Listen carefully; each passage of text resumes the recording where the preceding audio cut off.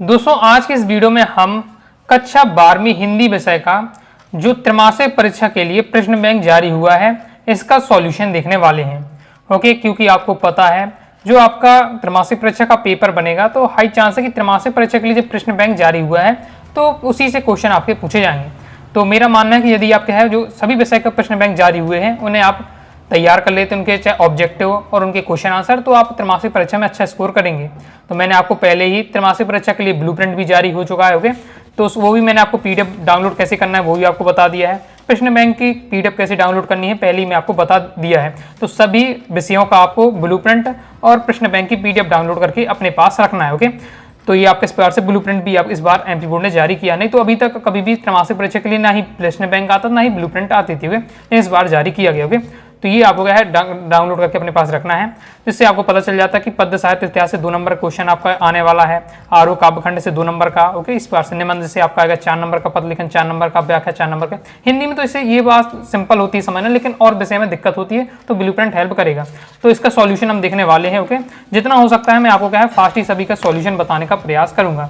देखिए ये आपका कक्षा 12वीं का हिंदी का है, लेकिन यहाँ टाइपिंग की मिस्टेक है तो ये बच्चा 11 लिखा हुआ है आपका, तो यहाँ 12 कर लेना। ओके, क्लियर है। अब देखने वाले हम क्रम से सॉल्यूशन में आपको बताते जाऊंगा। तो मैं आपको क्या है मैं ऑब्जेक्टिव की प्रैक्टिस करा दे रहा हूँ। ओके, तो एक एक पार्ट वाइज पार्ट वीडियो आएंगे क्योंकि बहुत बड़ा प्रश्न बैंक रहता है। ओके, तो जितना पार्ट हो सकते हैं लेकिन मैं आपको क्या बताने का प्रयास करूंगा। ओके, चलिए देख लेते हैं। सबसे पहले जैसे हमारे आ जाते हैं सही विकल्प, तो सही विकल्प देख लेते हैं। पहला हमारा हाला, आपको कुछ ज्यादा कुछ नहीं करना, वीडियो को ध्यान से अंत तक देखिएगा और सुनते जाइए। क्वेश्चन पढ़ते जा रहा हूँ, आंसर बताते जाऊंगा, सुनते ही आपकी तैयारी हो जाएंगी। तो इसलिए मेरा प्रयास रहता है कि अगर वीडियो को आप देख लेते हैं तो फिर आपको बाकी और कुछ नहीं करना है, केवल आपकी क्या है तैयारी होती जाएगी डायरेक्ट देखते देखते हुए। पहला क्वेश्चन है हाला भारत के प्रवर्तक कवि हैं, और जैसे ही मैं क्वेश्चन पढ़ूँ तो तुरंत आपको आंसर मुझसे पहले आपको मन में सोच लेना है।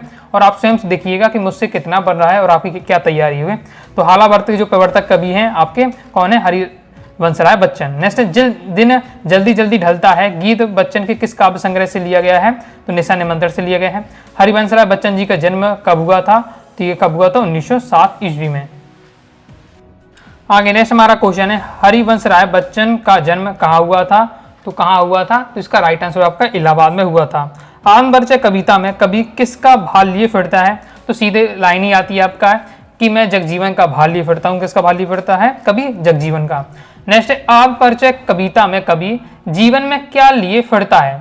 अब देखिए यहाँ लिखा हुआ है आपका स्नेह भी और प्यार भी। अब स्नेह और प्यार एक ही आपका रहता है, बात रहती है, लेकिन आप यहाँ स्नेह आप लगाना है। आनंद परिचय कविता में कवि बच्चन किसका पान किया करते हैं? तो स्नेह सुरा का पान किया करते हैं। आनंद परिचय कविता में कवि अपने रोदन में क्या लिए फिरते हैं? तो अपने रोदन में क्या लिए फिरते हैं? राग लिए फिरते हैं। आगे देख लेते हैं। तो आगे हमारे क्वेश्चन आ जाते हैं। आनंद परिचय कविता में कवि स्वयं को दुनिया का एक नया मानता है? तो दीवाना मानता है। आनंद परिचय कविता में कवि कैसा संसार लिए फिरता है? तो सपनों का संसार लिए फिरता है, स्वप्नों का संसार। फिर नेक्स्ट है हो ना जाए पथ में रात कहीं, सोचकर जल्दी जल्दी कौन चलता है? तो दिन का पंथी यानी पंथी चलता है। ओके, किसका ध्यान करके चिड़िया के परों में चंचलता आ जाती है? तो अपने बच्चों का ध्यान करती जब बच्चों। देखो ज्यादा मैं समझा नहीं रहा हूँ क्योंकि बहुत सारे क्वेश्चन है, तो डायरेक्ट मैं आपको कैसे बताते जा रहा हूँ कि सॉल्यूशन। बच्चों की याद आने पर चिड़िया क्या करती है? चिड़िया क्या तेजी से उड़न लगती है। तेजी जब बच्चों की याद आती है तो उसे लगता है कि मुझे घर जाना है, तो तेजी से क्या है उड़न लगती है। दिन जल्दी जल्दी ढलता है। कविता में कवि हताश व दुखी है, क्यों है? क्योंकि वो क्या परिवार से बिछुड़ने के कारण से क्या परिवार की जब याद आती है। कवि आलोक धर्मा किस दशक के कवि हैं? तो 7वीं 8वीं दशक के कवि हैं। आगे नेक्स्ट हमारा क्वेश्चन है कवि आलोक धर्मा की पहली कविता है। तो यहाँ पहली कविता पूछी जा रही है, तो उसका राइट आंसर हो जाएगा जनता का आदमी होना चाहिए, जनता का आदमी हो जाओगे। कवि आलोक धर्मा का एकमात्र जो कविता संग्रह है वो है आपका दुनिया रोज बनती है।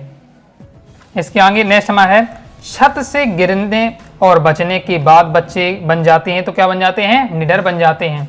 पतंग कविता किसके लिए प्रसिद्ध है? तो जो बिंब विधान है, बिंब विधान है उसके लिए प्रसिद्ध है। आगे देख लेते हैं पतंग उड़ाते बच्चे किसके सहारे स्वयं उड़ते हैं? तो रंधों के सहारे। मात्रिक छंद का उदाहरण है, तो जो सोठा छंद है वो मात्रिक छंद है आपका।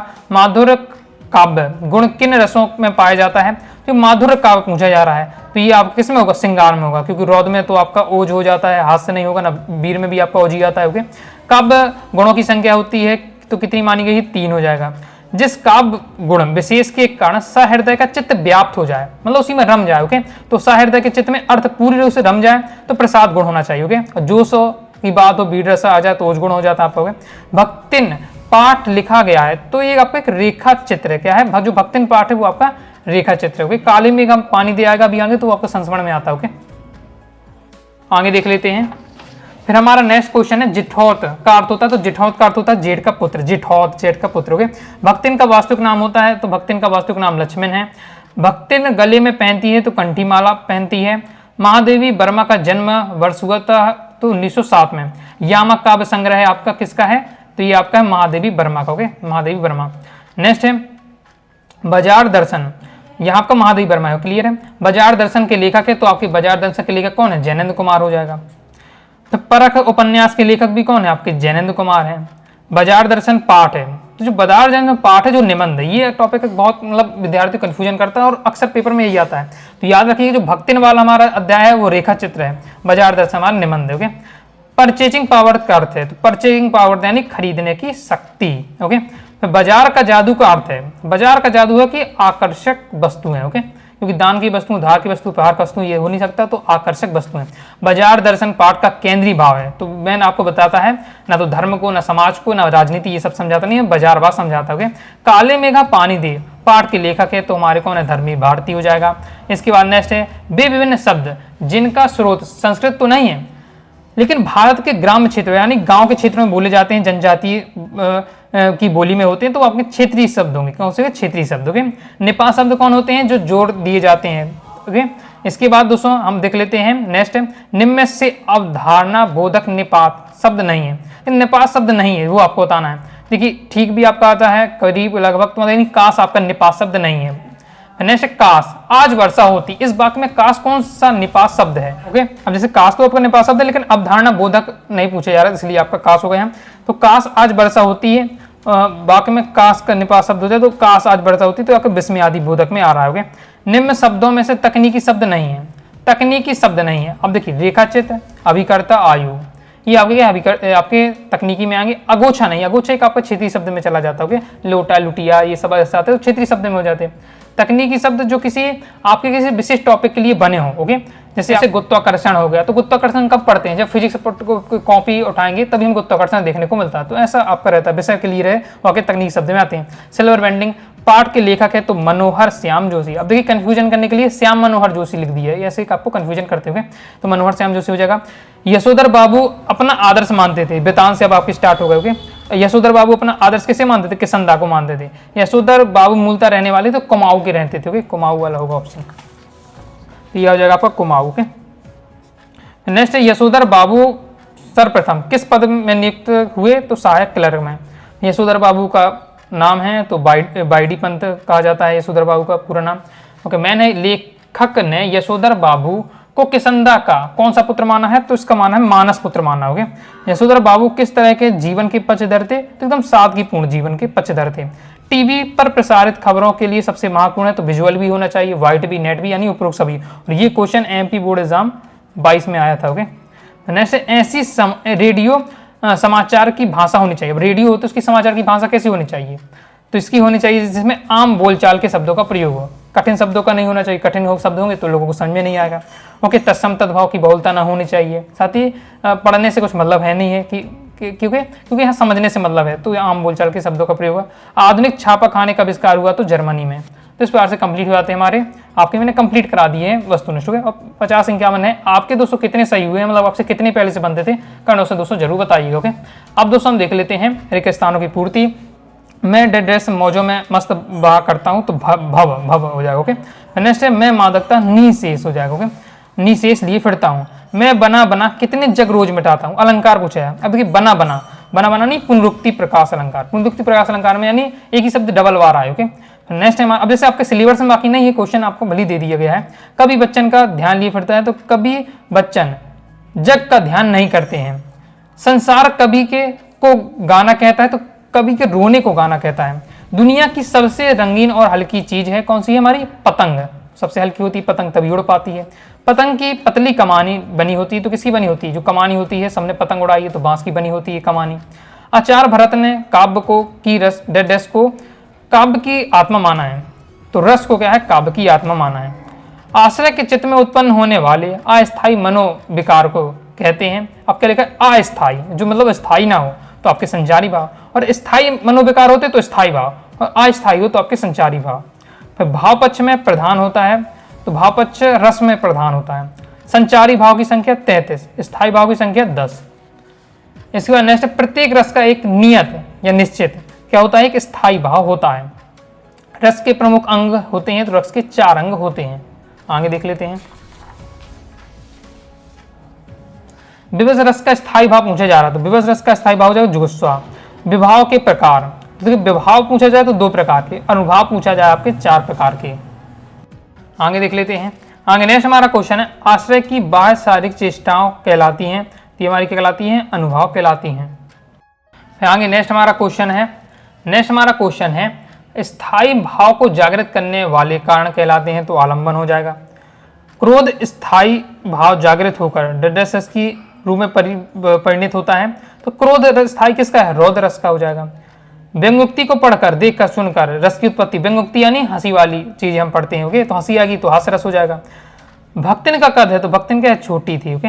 भक्तिन पाठ की रचयिता महादेवी वर्मा हो जाएगा। जीवन के दूसरे परिच्छेद में क्या है, दुख अधिक है। रोटियां अच्छी सेकने के प्रयास में बहुत अधिक क्या हो गई थी, खरी हो गई थी। मेरे भ्रमण की एकांत साथिन भक्तिन ही रही है। नेक्स्ट है, मेरे पास वहां जाकर रहने के लिए रुपया नहीं है। भक्तिन और मेरे बीच सेवक स्वामी का संबंध है। वह शब्द जो क्षेत्र विशेष में बोले जाएं, क्षेत्रीय शब्द, वे शब्द जो वाक्य किसी शब्द के बाद बल देने के लिए लगाए जाते हैं, वो आपके निपात शब्द कहलाते हैं। नेक्स्ट है, सिल्वर बेंडिंग के कथा नायक अपना आदर्श मानते तो किसंदा को मानते थे। मनोहर श्याम जोशी का जन्म हुआ था, तो कब हुआ था, 9 अगस्त 1933 को राजस्थान के अजमेर में। किसंदा ने यशोधर बाबू को उधार भी दिए, तो कितने, 50 रुपए दिए, ओके। सिल्वर बेंडिंग में भूषण ने अपने पिता को उपहार में डेडस दिया, तो ऊनी ड्रेसिंग गाउन दिया था। सिल्वर बेंडिंग कहानी में प्रमुख पात्र यशोधर पंत की शादी का वर्णन है, तो 25वीं सालगिरह, तभी तो क्या है, सिल्वर बेंडिंग कहा गया, ओके, तो हो जाएगा 25वीं सालगिरह। यशोधर बाबू ने दफ्तर से लौटते हुए डेडस जाने की रीति अपनाई, तो बिरला मंदिर। यशोधर बाबू मूल रूप से रहने वाले थे तो कुमाऊं के। एक सफल साक्षात्कारता में होने चाहिए, तो क्या पर्याप्त ज्ञान होना चाहिए। और जो स्तंभ लेखन है, लेखन का प्रमुख रूप है, तो विचार परक लेखन का प्रमुख रूप है। संपादकीय को अखबार की आवाज माना जाता है, तो कंप्लीट हो जाता है। इस प्रकार से दोस्तों मैंने आपको क्या है, इस प्रश्न बैंक के आपका जो विकल्प वाले क्वेश्चन थे, रेगिस्तान वाले क्वेश्चन थे, बता दिए हैं। अब जैसे हमारे 7 हैं, सही जोड़ी हैं, एक वाक्य है, और फिर हमारे क्वेश्चन आंसर आ जाते हैं। तो अगर आप मैं चाहते कि इसी बार से जो आपका ये सीरीज है प्रश्न बैंक की कंटिन्यू रखूं, तो आप क्या है, कमेंट बॉक्स में जरूर बताइएगा। अगर आपका सपोर्ट रहता है तो मैं इसी बार से आपको कंप्लीट सॉल्यूशन तो करवा ही दूंगा प्रश्न बैंक का, और सभी विषय का आपको कराने का प्रयास करूंगा। तो आइए दोस्तों, आपको वीडियो पसंद आई होगी, वीडियो पसंद आए तो वीडियो को लाइक करके सब्सक्राइब जरूर कर दीजिए। इसके साथ ही टेलीग्राम चैनल और व्हाट्सएप चैनल को जरूर ज्वाइन करके रखिएगा। मिलते हैं नेक्स्ट वीडियो में, तब तक के लिए बाय बाय।